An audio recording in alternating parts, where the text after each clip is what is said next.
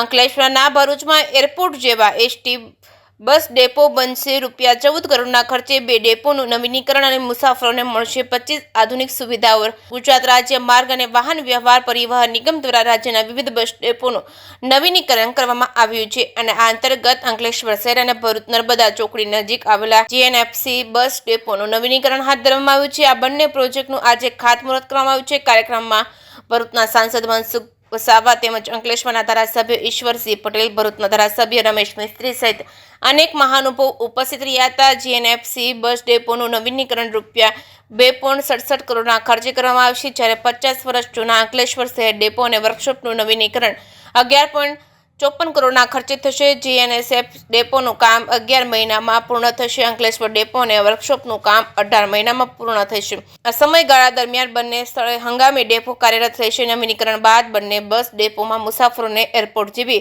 25 આધુનિક સુવિધાઓ પ્રાપ્ત થશે। આ પ્રોજેક્ટથી મુસાફરોને વધુ સારી સેવા મળશે અને એસટી બસ મુસાફરી વધુ આરામદાયક બનશે। જેકેએસની ગુજરાતી સાથે કેતન મહેતા, ભરૂચ।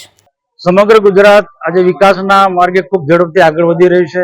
ઔદ્યોગિક ક્ષેત્રે હોય, ખેતીવાડી ક્ષેત્રે હોય કે પછી કોઈ પણ ક્ષેત્રે હોય, પ્રવાસન ક્ષેત્રે ગુજરાત ખૂબ હરણફાળ પગલાં ભરી રહ્યું છે। તો એની સાથે સાથે પ્રજાને અલગ સ્થાનો પર પહોંચવા માટે વાહન વ્યવહારની પણ કેટલી જરૂર હોય।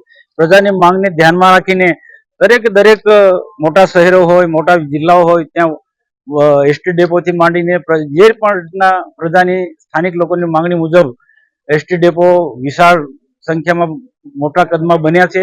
આજે ભરૂચ જિલ્લામાં પણ અંકલેશ્વર બસ ડેપો, વર્કશોપ અને ભરૂચ જીએનએફસી પાસે બસ સ્ટેશનનું વિશાળ સંખ્યામાં નિર્માણ થવાનું છે। આજે એનો ખાતમુહૂર્તનો કાર્યક્રમ રાખવામાં આવ્યો હતો। 11 કરોડ જેટલી માતબર રકમના ખર્ચે આ નવનિર્માણ બિલ્ડિંગો બનવાના છે। આમાં તમામ પ્રકારની સુવિધા હશે। કર્મચારીઓને ત્યાં રહેવા માટે, ડ્રાઈવર કંડક્ટરને આરામ કરવાથી માંડીને બધી જ પ્રકારની સુવિધા, પેસેન્જરોને પણ કોઈ તકલીફ ના પડે એ પ્રકારની બધી સુવિધા, અને એક જ સ્થળ પર કેટલીક ઘણી બધી ચીજ વસ્તુઓ જે જીવન જરૂરી વસ્તુ છે, દરરોજ ડેલી ઉપયોગ થાય એવી વસ્તુઓ પણ આ સ્થાન પર મળી રહેવાનું છે।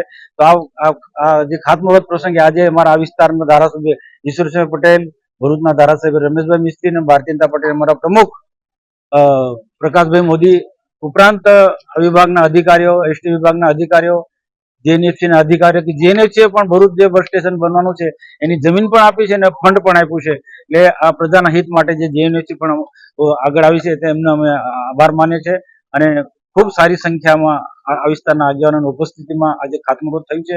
આવનારા દિવસોમાં પ્રજાની સુખાકારી માટે સરકાર બિલકુલ કટિબદ્ધ છે અને સરકારની સાથે અમે પણ પ્રજાની સુખાકારી સાથે જોડાયેલા છીએ।